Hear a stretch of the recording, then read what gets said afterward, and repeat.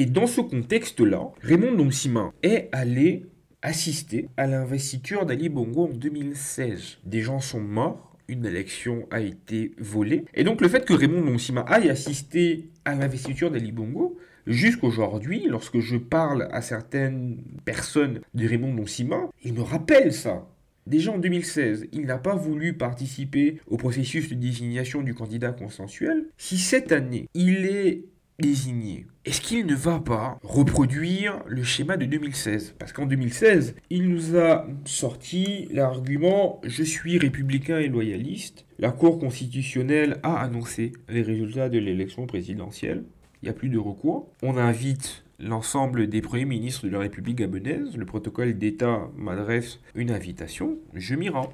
Est-ce qu'en 2023, s'il est désigné, et s'il y a à nouveau vol de l'élection, et donc contestation, in fine, est-ce que Ndombsima ne sera pas celui qui viendra peut-être même freiner la contestation et dire « c'est mort, on arrête là, et Ali Bongo est réélu ».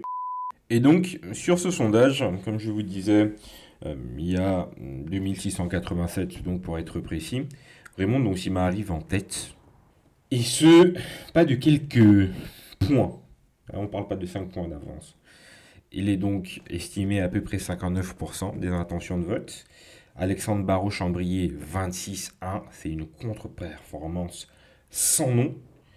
Parce que donc là, ça veut dire que Ndombsima a le double d'intentions de vote que Barraud-Chambrier. Savoir que l'un des gros handicaps de Ndombsima est qu'il n'a pas de structure, donc il n'a pas de parti politique, ce que Barraud-Chambrier a. Ndombsima n'a pas d'élus ou pas grand monde derrière lui.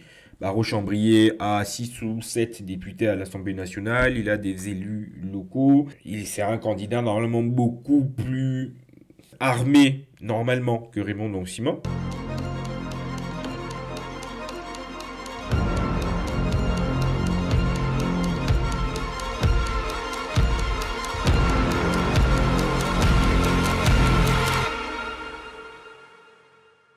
Aïe, c'est votre GSW. On est réunis à nouveau pour parler politique et géopolitique. Pour ceux qui le savent, quasiment tout ce mois, on ne parlera que de sujets gabonais, vu qu'il va y avoir les élections générales dans ce pays, donc les présidentielles, les législatives et les locales, le 26 août. J'ai traité un sujet sur les meetings qu'il y a eu à Paris il y a à peu près maintenant 2 semaines de Alexandre Barraud-Chambrier et Raymond Ndombsima. Ce contenu, d'ailleurs, si vous ne l'avez pas vu, je vous invite à aller le voir. Ce contenu m'a donné l'envie de vous faire des vidéos pour vous présenter chacun des candidats. On s'approche mine de rien de l'échéance. Il va falloir donner le maximum de billes aux gens de pouvoir faire un choix éclairé pour cette élection présidentielle. Je pense que je vais juste traiter les candidats à l'élection présidentielle parce que les législatives, ça va être beaucoup trop compliqué. Il y a 143 circonscriptions et je ne vais pas tous vous les présenter, d'autant plus que par circonscription, il peut y avoir 20 candidats. Après, je me suis dit peut-être les plus importants, ceux qui ont réellement un enjeu dans cette élection. Si par exemple ils ne sont pas réélus, ils sortiront certainement du gouvernement. Donc par exemple dans la deuxième circonscription d'Akanda, où il y a Jean-Gaspard Toutoumai, candidat de l'Union nationale, face à Franck Guéma, ministre des Sports actuel. Il y a Manfoumi à Dendé, le ministre. Il y a également Arnaud Ngandji, qui a claqué la porte du PDG, qui a un peu les chocottes avec le bulletin unique façon qu'ils veulent mettre en place et qui va soit défavoriser le président, soit défavoriser certains députés indépendants, dont Ngandji. Donc si par exemple ça peut vous faire plaisir, n'hésitez pas à me dire ce que vous pensez de cette idée dans les commentaires. Ou sinon venez me suivre sur mes réseaux sociaux, SW Decrypt, donc Instagram, Facebook, Twitter. J'ai ouvert un compte TikTok, donc n'hésitez pas à venir me follow là-bas également. Je vais sortir des contenus également sur ce canal. On va pas prendre plus de temps, vu que ça va être une vidéo assez dynamique, on va y aller dès à présent. C'est parti.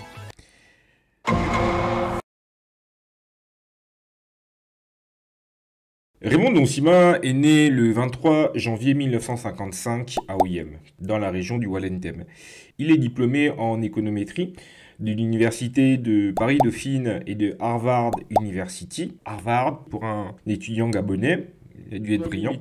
Dès la fin de ses études, comme c'était d'usage à cette époque, nos parents ont eu cette chance de pouvoir rentrer au pays dès qu'ils ont fini leurs études et un travail les attendait. Ça a été le cas de Raymond Dansima. Il est rentré donc en 1986 et dès son arrivée au Gabon, il a intégré le cabinet du ministre de la Planification et de l'Économie et il était chargé dans ce cabinet des relations avec le Fonds monétaire international et la Banque mondiale. À savoir qu'à cette époque, le Gabon sortait difficilement des années 70 où ça a été donc les différents chocs pétroliers qu'il y a eu et le Gabon était très dépendant de ces programmes d'ajustement structurel avec le FMI et la Banque mondiale et que ce soit un jeune diplômé à qui on donne ses responsabilités. Aujourd'hui, même si tu as un bac plus 8 ou un bac plus 9, tu commences à voir par stagiaire aller faire les photocopies et acheter les goûters. Donc, soit il a eu énormément de chance, soit il était excellent, soit il y a quelque chose qui nous échappe. Surtout que c'est vital pour le pays. Ce type de programme doivent normalement être traités limite par le ministre de l'économie lui-même en personne. 6 ans plus tard, il est nommé directeur général de l'économie.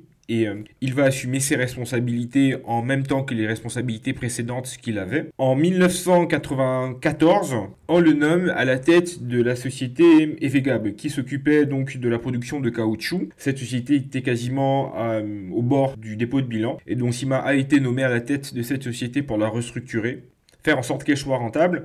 Malheureusement, sa mission a été un échec. Juste derrière, il a été nommé à la tête des chemins de fer gabonais. Et là aussi, c'est un peu un bilan en demi-teinte. Raymond Dansima s'expliquera en disant que à chaque fois qu'il a été nommé à ses responsabilités, c'était toujours à la dernière minute, quand le point de non-retour était quasiment atteint. Les différents gouvernements qu'il y a eu au Gabon, aujourd'hui encore, a ce gros problème de gouvernance et de management, de pouvoir avoir la fine analyse de la situation et apporter des solutions et les implémenter dans un délai assez court. C'est encore un problème qu'on a aujourd'hui. Et donc, suite à ces années à la tête des entreprises parapubliques du pays, il a été nommé au gouvernement de la République gabonaise en 2009, nommé ministre de l'Agriculture. Après ce poste de ministre, il a décidé de se frotter au suffrage populaire, donc il décide de briguer le poste de député de son canton, le canton Quié, dans le Wallentem. Il est élu. Quasiment 2 ans plus tard, donc en 2012-2013, le Premier ministre Paul Biya est contraint à la démission. Raymond Dansima est nommé à sa place. Cette nomination a provoqué un espèce de vent de renouveau pour la simple et bonne raison qu'au Gabon, il y avait une règle non écrite qui voulait que les premiers ministres soient toujours issus de la province de l'Estuaire, donc la province de la capitale, Libreville. Et c'est même beaucoup plus précis que ça, il faut que ce soit un fan de l'Estuaire qui soit Premier ministre. En tout cas, c'était la règle qu'il y avait à l'époque. Le premier président du Gabon, c'était Léon Mba, il était originaire de l'Estuaire et c'était un fan de l'Estuaire. Omar Bongo était son dauphin. Dans la géopolitique qu'il a voulu mettre en place et surtout faire en sorte qu'il y ait un équilibre ethnique. Donc la présidence restait dans le Haut-Ogooué et la primature, il la laissait au groupe dont était issu Léon Mba. Et donc que Raymond Dansima soit nommé à la primature a été quelque chose d'atypique, ce n'était pas courant. Et donc Raymond Dansima, qui avait donc ce profil de technocrate nommé à la primature, personnellement, je n'ai pas voté pour Ali Bongo en 2009, mais je dois vous avouer que après tout ce qui s'est passé et qu'il soit devenu président, je me suis dit que c'était pas forcément plus mal, vu qu'il avait fait pas mal l'international. Il avait un prisme très sur l'étranger, d'ailleurs il parle anglais couramment, et même s'il est arrivé au pouvoir dans des conditions un peu particulières, Gabon vert, Gabon des services, et il y avait un troisième projet qu'il avait, ça semblait assez visionnaire. Lorsqu'il a décidé de changer le visage de Libreville et que plusieurs chantiers ont été inaugurés partout, ça donnait l'impression que ça allait peut-être dans le bon sens. Et quand au bout de 2 ans et demi, tu voyais qu'il y avait énormément de lenteur, il y avait peut-être besoin d'un Premier ministre qui ait un peu plus le profil d'un technocrate. Que là, c'était donc Paul Biya qui a toujours été dans le marigot politique gabonais. Quand il faut changer Paul Biya parce qu'il n'y a pas assez de résultats et que c'est Raymond Dansima qu'on nomme à sa place, je me dis, là ça va dépoter. Non. Il aura à peine fait 18 mois à la primature et il sera très vite débarqué. Il n'a jamais su se faire au style de management d'Ali Bongo. sans lui faire offense, Ali Bongo est un peu un espèce de roi paresseux qui délègue beaucoup. Et à cette époque, celui qui gérait le pays ou qui le régentait, c'était Mexan Akombesi, son directeur de cabinet. Et c'est quasiment lui qui prenait donc toutes les décisions. Et il y a souvent eu des frictions entre lui et Raymond Monsima. Et donc, à un moment donné, il a fallu choisir entre le collaborateur du président de la République, Akombesi, ou le Premier ministre. C'est le Premier ministre qui a pris. Donc au bout de 18 mois, il sera remplacé par Daniel Onaondo. C'est en ça que, vous voyez, il y a une espèce d'inconstance dans la politique menée par Ali Bongo.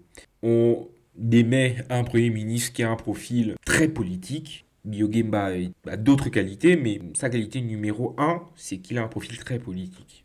On le démet. On décide de prendre un technocrate, quelqu'un qui connaît ses dossiers et qui est en capacité de pouvoir diriger une équipe, à qui vous donnez donc le cap, et c'est lui qui s'occupe du quotidien et des réformes. Vous le démettez au bout de 18 mois, et vous nommez qui à sa place? Daniel Onando, qui lui aussi, autre profil de politique. Il a été recteur d'université. Hormis son poste de recteur, Onaondo a effectivement évolué dans l'administration gabonaise, mais il a quasiment fait que de la politique.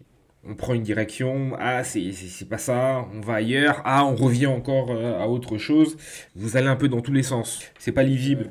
Raymond Monsima donc va connaître une espèce de traversée du désert. Et en 2016, il décide de se lancer dans la course à la présidentielle. Il dira qu'en tant que Premier ministre, il n'avait pas les coups des franches pour pouvoir appliquer les solutions qu'il a trouvées à tous les problèmes qui minent le pays.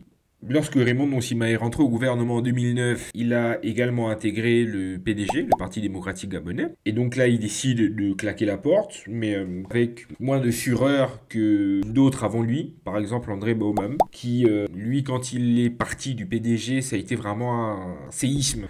En plus, avec lui, il y avait Casimir Oyemba, Paulette Misambo. Le parti a quand même pas mal bougé. En 2016, c'était un peu moins le cas. Et donc, il intègre les rangs de l'opposition. Les premiers meetings de Raymond Monsima ont été quand même assez compliqués. Il avait le problème d'Alexandre Barrot-Chambriot aujourd'hui, c'est-à-dire un langage très codé, un peu soporifique. La greffe n'a pas vraiment fonctionné pendant cette campagne. Vu qu'au Gabon, l'élection présidentielle se passe à un tour, tu peux avoir 5%. Tes challengers ont moins de 5%, c'est toi qui es élu. Et pour cette raison, les principales figures de l'opposition, elles ont décidé d'essayer de trouver un candidat consensuel pour maximiser les chances de ce bord politique de pouvoir gagner l'élection et arriver au pouvoir. À cette époque, il y avait donc Paulette Misambo, celle dont je vous parlais précédemment, qui a quitté le PDG à la mort d'Omar Bongo en 2009. Jean Ping, qui a été président de la commission de l'Union africaine, beau-frère d'Ali Bongo. Il a été le compagnon de Pascaline Ferim Bongo, la fille aînée et la fille préférée d'Omar Bongo. Donc grand diplomate. Il a lui aussi claqué la porte du PDG parce qu'il n'a pas été soutenu, soi-disant, dans l'élection qui devait lui donner un second mandat à la tête de la commission de l'Union africaine. Et donc en conséquence, il est rentré au pays, il est devenu opposant, un peu un opportuniste. C'est un avis personnel. Et donc, il a intégré l'opposition. Il y avait Casimir Oyemba et Alexandre Barrot-Chambriot. Je pense que c'est tout.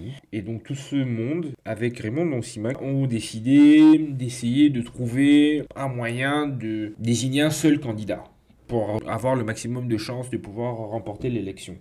Et Monsima a très vite claqué la porte, pour la simple et bonne raison que la méthodologie qui a été choisie et les discussions qui étaient faites, pour lui, ça n'allait pas dans le bon sens. Il a préféré donc continuer sa campagne et ne plus être engagé par les règles de cette coalition naissante.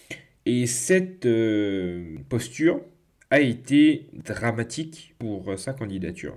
Il n'a eu que 1200 voix, même pas 0,5% des voix. En face, ça a été donc le candidat naturel, Ali Bongo. Dans l'opposition, ils ont fini par désigner Jean Ping comme candidat consensuel. Cette espèce de coalition qui s'est formée, des plus grosses têtes, Il y avait également Guy Ndama, l'ancien président de l'Assemblée nationale, qui lui aussi avait claqué la porte en 2015 parce que gros problème avec le cabinet présidentiel, avait du mal à voir Ali Bongo directement, et comme Nzouba, c'est un peu la politique à l'ancienne, donc ça l'a un peu saoulé, il a claqué la porte, il a créé son parti, il a rejoint l'opposition. Et donc ils ont désigné Jean Ping, et ça a créé réellement une impulsion où Ali Bongo était perdant.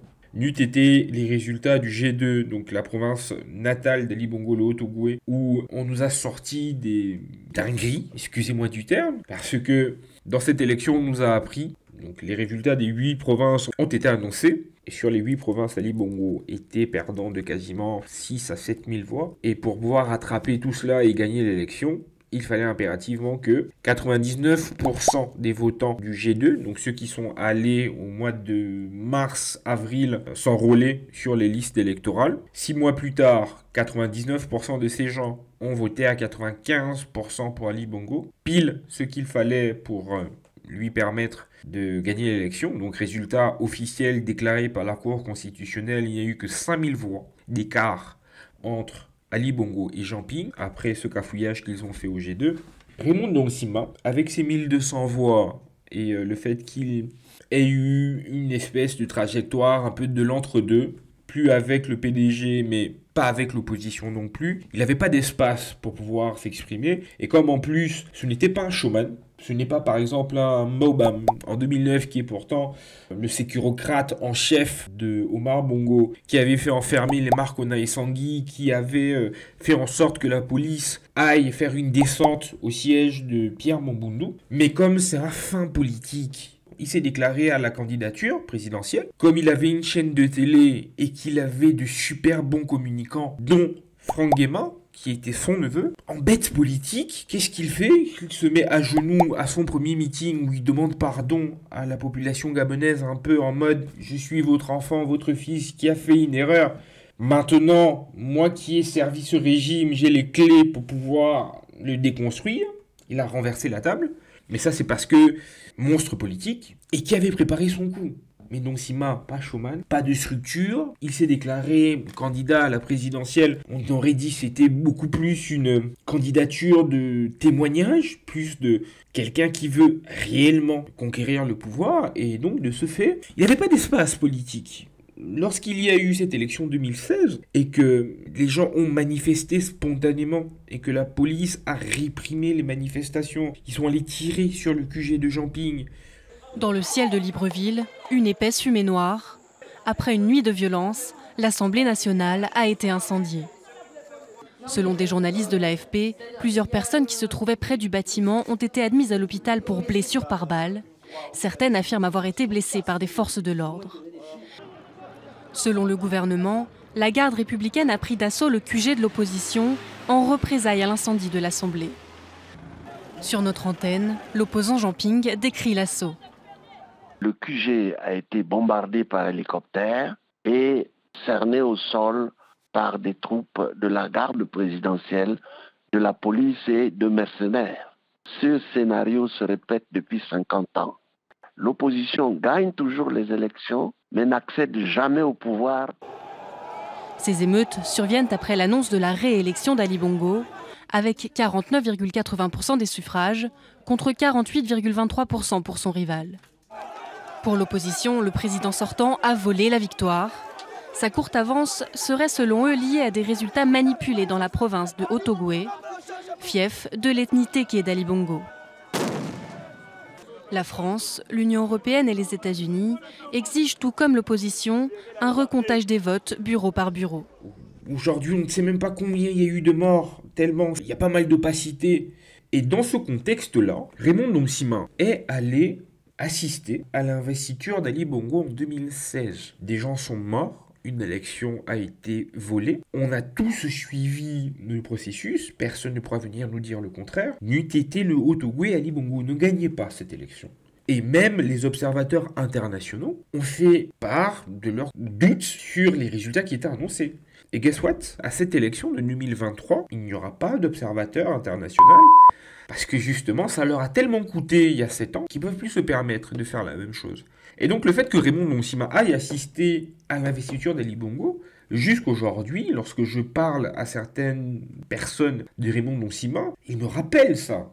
Déjà en 2016, il n'a pas voulu participer au processus de désignation du candidat consensuel. Si cette année, il est désigné, est-ce qu'il ne va pas reproduire le schéma de 2016? Parce qu'en 2016, il nous a sorti l'argument « je suis républicain et loyaliste ». La Cour constitutionnelle a annoncé les résultats de l'élection présidentielle. Il n'y a plus de recours. On invite l'ensemble des premiers ministres de la République gabonaise. Le protocole d'État m'adresse une invitation. Je m'y rends. Est-ce qu'en 2023, s'il est désigné, et s'il y a à nouveau vol de l'élection et donc contestation, in fine, est-ce que Nonsima ne sera pas celui qui viendra peut-être même freiner la contestation et dire c'est mort, on arrête là et Ali Bongo est réélu? Bien malin qui saurait répondre à cette question. J'avoue que moi aussi c'est une de mes inquiétudes.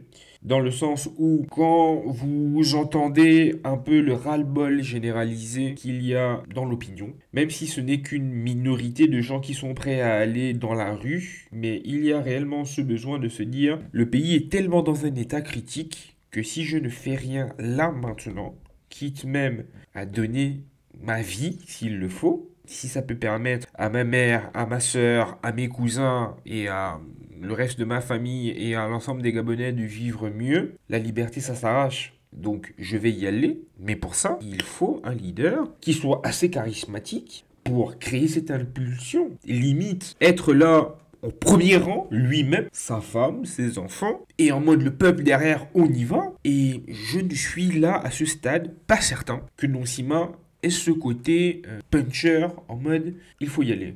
Il nous a donné le sentiment d'être quelqu'un d'entier, qui a des convictions, qui ne permet pas et qui ne conçoit pas n'importe quoi. Quand vous voyez par exemple la scène qu'il y a eu sur le perron du Sénat lorsque la modification du code électoral était votée et que Cyriaque Ngouranjami, directeur de cabinet d'Ali Bongo au PDG et président du groupe parlementaire PDG au Sénat, lorsqu'il est passé et qu'il lui a manqué de respect, Il est où? Jamais tu peux le savoir. Il est où le chercher? Il est où? C'est un homme ou c'est pas un homme?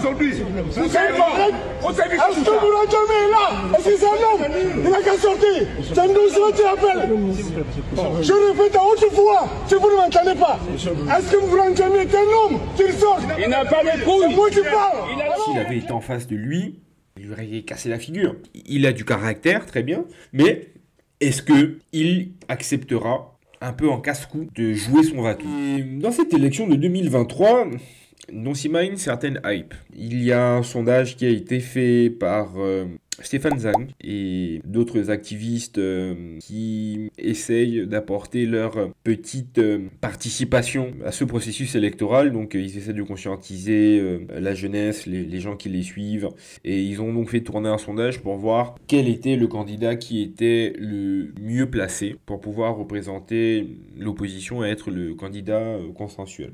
Ce n'est qu'un sondage où il y a à peu près 3000 votants, mais à l'échelle du Gabon, 3000 votants, et en plus, donc s'ils répondent à ce sondage, c'est que c'est des gens qui sont concernés par la chose. On est 2 millions d'habitants, c'est un bon panier test. 3000 votants, c'est nickel. Et donc, sur ce panel, il y a à peu près 57% des panélistes qui considèrent que Raymond Nonsima a les meilleures chances de pouvoir être le candidat consensuel. Je vais vous mettre ça à l'écran, on va pouvoir en discuter. Et donc, sur ce sondage, comme je vous disais, il y a 2687, donc pour être précis, Raymond Nonsima arrive en tête. Et ce, pas de quelques points. On ne parle pas de 5 points d'avance. Il est donc estimé à peu près 59% des intentions de vote. Alexandre Barraud-Chambrier, 26,1. C'est une contre-performance sans nom. Parce que donc là, ça veut dire que Nonsima a le double d'intentions de vote que Barraud-Chambrier. Savoir que l'un des gros handicaps de Nonsima est qu'il n'a pas de structure, donc il n'a pas de parti politique, ce que Barraud-Chambrier a. Nonsima n'a pas d'élus ou pas grand monde derrière lui. Barraud-Chambrier a 6 ou 7 députés à l'Assemblée nationale, il a des élus locaux, c'est un candidat normalement beaucoup plus armé normalement que Raymond Nonsima. Et en plus, je peux peut-être me tromper, mais malgré le fait que Raymond Nonsima soit un homme d'affaires, vu qu'il est propriétaire d'une société de transport qui a pas mal révolutionné d'ailleurs le marché. Lorsqu'il est arrivé, c'était des vieilles guimbardes qui faisaient les lignes Libreville intérieur du pays. Il a acheté une flotte de minibus qui sont même climatisés, donc qui permettent de pouvoir faire les lignes dans des conditions à peu près acceptables, vu que la route est déjà mauvaise. Si la voiture peut être propre et agréable, c'est un atout. Et il a également ouvert une université, à Issassa, si je ne dis pas de bêtises, mais j'ai plutôt l'impression que Barreau-Chambrier est un peu plus nanti que lui. Donc, que Barreau-Chambrier ne fasse que 26%, j'espère que ces équipes se réveilleront un peu. Parce que normalement, ils devaient caracoler en tête. Après, vous me direz, ils ne se baseront peut-être pas sur ce sondage qu'ils pourront dire qu'il n'est pas représentatif, mais 3000 votants. Les gars, si vous décrédibilisez cette enquête d'opinion, il y a un problème. Parce que, en général, c'est ce type d'ordre de grandeur qui sont utilisés ici en France par la Sofres, et puis il y en a un deuxième, voire un troisième, mais ça m'échappe. Donc là, il faut prendre en compte ces sondages, d'autant plus qu'ils sont relativement complets, parce qu'ils sont pris sur eux de poser d'autres questions. Par exemple, quel candidat va abroger dans les 100 jours la loi sur la dépénalisation de l'homosexualité et l'enseignement de l'éducation sexuelle en milieu préscolaire et primaire? Il y a eu effectivement un buzz il y a quelques semaines où on a découvert que des manuels scolaires commençaient à traiter ce sujet. Le Gabon est un pays relativement conservateur. Donc il y a ça. Ensuite, il y a quelle candidate pourra concrètement mettre en œuvre son programme pour réduire le chômage endémique. Il y a autre chose qui, moi, me parlait, c'est ça. La localisation des gens qui ont voté. Et moi, je pensais que ça allait être principalement des gens de la diaspora. Mais en fait, non. Parce que le plus gros vivier vient de l'estuaire. Donc la province où est Libreville. Donc c'est des gens qui sont au Gabon qui ont participé à ce sondage. Donc c'est des gens qui réellement sur le terrain iront peut-être voter et s'ils votent comme ils l'ont annoncé, ça sent pas très bon pour Alexandre Barreau-Chambrier. Ensuite la diaspora Afrique 12-9, diaspora Europe juste derrière 11-8. Et il y avait également un autre point. Donc celui-là, l'âge des gens qui ont participé. Et c'est important dans le sens où ça permet d'avoir des indications.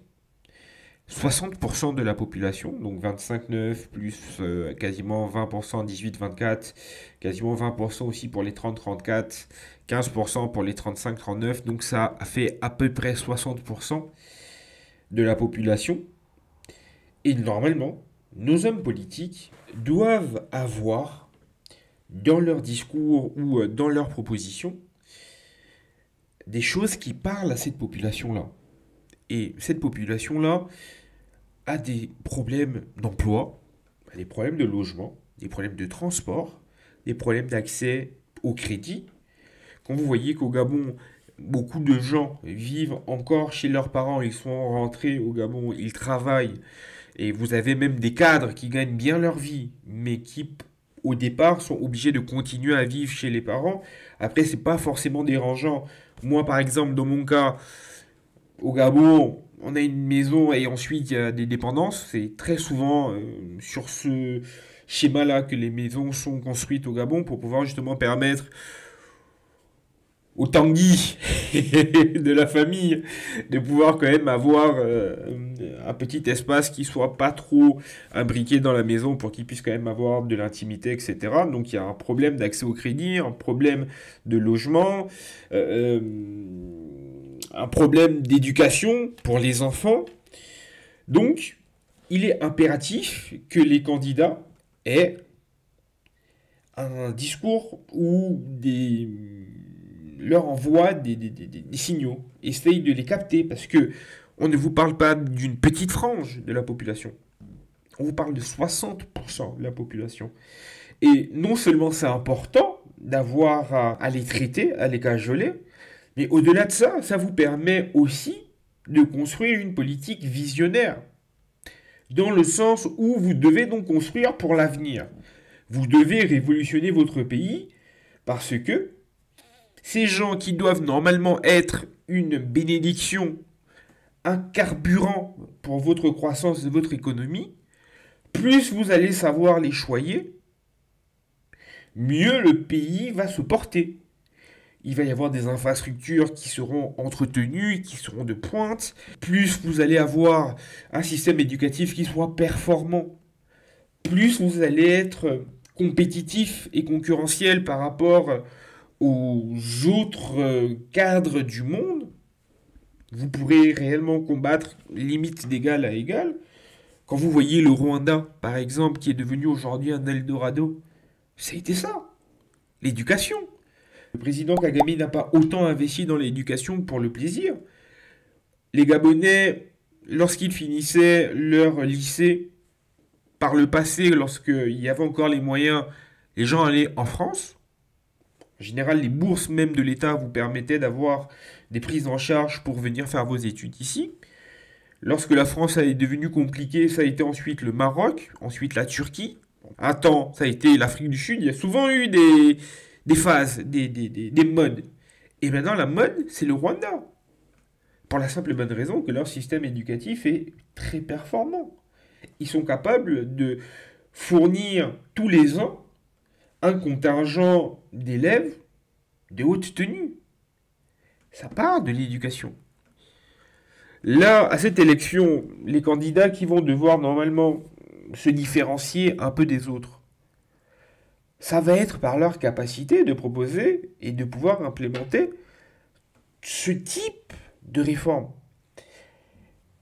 La Côte d'Ivoire va devenir un dragon, est en passe de l'être. Effectivement, à cause des infrastructures que le président Alassane Ouattara a fait en sorte de construire, mais son chantier principal, là dorénavant, c'est de pouvoir faire en sorte que les lycées, et c'est pour ça qu'en Côte d'Ivoire, vous voyez qu'il y a de nombreux lycées d'excellence qui sont créés quasiment dans toutes les villes, pour pouvoir donner l'impulsion qu'il est nécessaire d'avoir donc les meilleurs, limite la dictature de la méritocratie. Et quand vous voyez l'Institut Félix Houphouët-Boigny de Yamoussoukro, où on forme l'élite du pays dans la finance, dans les sciences, dans l'agriculture, tout ceci, c'est pour avoir un vivier de talents. Et ces talents nous permettront de découvrir soit de nouvelles révolutions. La Silicon Valley, par exemple, aux États-Unis, c'est ça. Mais ça, c'est parce qu'ils ont un système éducatif performant. Ils ont la capacité de pouvoir déceler très vite les meilleurs et de pouvoir faire en sorte de les stimuler le plus possible. Aujourd'hui, au Gabon, ce n'est clairement pas le cas. L'école gabonaise est dans un état critique et donc il est important de pouvoir parler à ces gens et améliorer également donc, ce qui est leur préoccupation et apporter des solutions à ces problèmes. Et c'est même en ça que vous allez vous différencier de vos challengers. Pour finir sur Raymond Nosima, pour vous faire une analyse assez complète, et surtout parce que j'ai pas mal tapé sur Baro Chambrier la semaine dernière, que je me dois de trouver quand même des points négatifs à Raymond Nosima, j'ai l'impression que Nosima, même si de plus en plus il fait sa mue de technocrate à politique, il n'a pas encore tous les codes. Il est encore trop entier. Il pose des actes qui peuvent être incompris par la population. Après, il peut avoir le syndrome du génie incompris. Et il peut même finir par être un peu visionnaire dans le sens où plus tard il vous dira « J'ai fait ça en 2016, en 2023, vous m'avez pas compris, mais en fait, j'avais raison. » Par exemple, lorsqu'il va assister à l'investiture d'Ali Bongo où il parle de loyauté et de républicanité, son côté trop entier, trop massif. Et l'un des handicaps principaux que je pourrais trouver à Raymond Donsima, c'est son manque de structure politique qui soit fonctionnelle. Apparemment, en 2018, il a intégré un parti politique qui était déjà constitué et légalisé par le ministère de l'Intérieur. À savoir qu'au Gabon, il y a une grosse difficulté à pouvoir créer un nouveau parti politique. Donc ce que les gens font en général, c'est qu'ils intègrent un parti déjà créé, ils changent le nom, et lorsque vous changez le nom, il n'y a plus qu'à homologuer ce changement au ministère de l'Intérieur. Normalement, ça doit être systématique et ça doit sortir. Raymond Donsima, en 2018, a fait cette démarche. On est 5 ans plus tard, il n'a toujours pas eu de réponse. Et c'est un peu surprenant, parce que Séraphin Akoury-Davin, lorsqu'il quitte les démocrates en début d'année, et qu'il va créer les démocrates libres, lui, son décret est sorti quasiment instantanément. Le fils Ngonjou, le mari de Chantal Miboto, lorsqu'il part de l'Union nationale et qu'il crée l'Union nationale initiale, son décret sort aussi quasiment instantanément. À croire qu'il y a peut-être la volonté de mettre des bâtons dans les roues à Donsima, mais c'est quand même aussi à Donsima de pouvoir trouver les moyens de contrecarrer ou de trouver une solution pour que les manigances du pouvoir n'aient pas d'incidence sur lui. Et au-delà de ça, il n'a pas de parti, d'accord, mais je ne sens pas dans sa démarche actuelle, d'autant plus que, comme je vous le disais, ça va être des élections générales.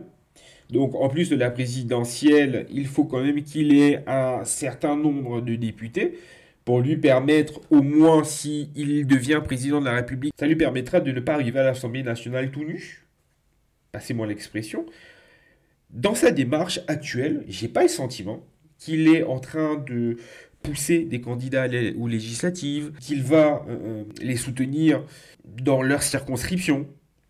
Et ça, c'est clairement un point faible dans sa démarche, dans sa candidature actuelle. Je ne suis pas certain qu'il ait les connexions, le carnet d'adresses. Je sais que les Gabonais ne veulent plus entendre ça depuis 2016, les gens pignent qu'il a tellement claironné, mais au final, ça n'a servi à rien.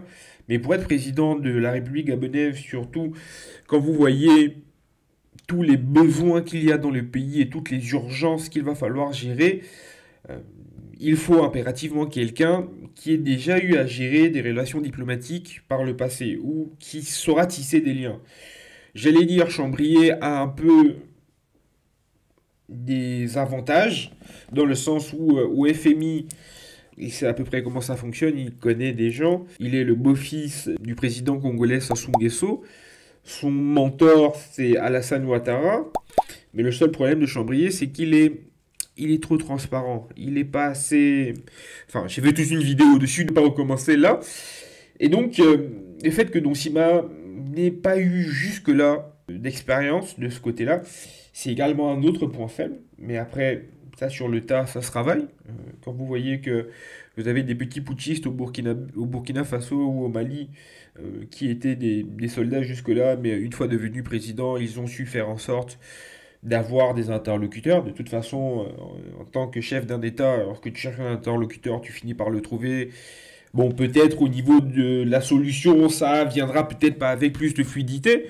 Je parlais de la Côte d'Ivoire tout à l'heure, mais si Alassane Ouattara a eu la chance ou l'opportunité d'avoir autant les moyens de pouvoir évolutionner son pays, parce qu'il connaissait 2-3 personnes, on vous dit quand même que l'un de ses partenaires, c'est George Soros, avant même qu'il ne soit président, bon, c'est vous dire que c'est pas étonnant qu'il finisse par avoir ces résultats qu'il a aujourd'hui, avec toutes les possibilités qui s'offrent à lui. En point positif, je dois avouer que le fait qu'il ait écrit des livres, vous allez me dire c'est banal, mais en Afrique en général, la transmission est verbale.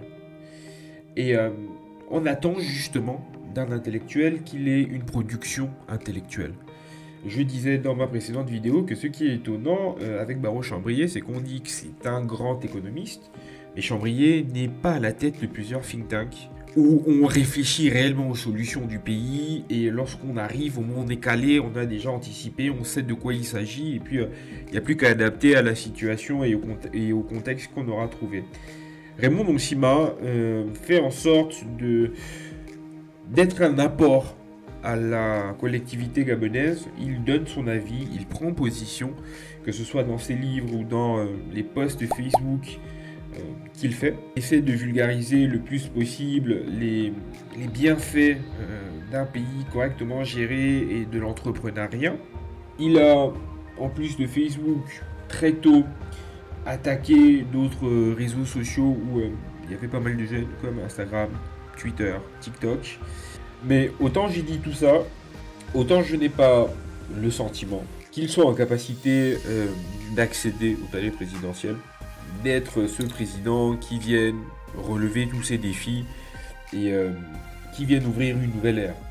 Je l'ai vu au meeting qu'il est venu faire à Paris. Il a déjà un peu plus de bagou que Chambry, très bien, mais il ne m'a pas donné le sentiment d'avoir travaillé sérieusement sur ces différents dossiers, ou s'il a fait les solutions qu'il a trouvées et qu'il a exposées aux problèmes qu'ont le pays. En tout cas, moi, ça ne m'a pas convaincu. Et l'autre question que je me pose, c'est s'il n'est pas désigné comme candidat consensuel de l'opposition, acceptera-t-il les résultats ou continuera-t-il à faire bande à part et tracer sa route?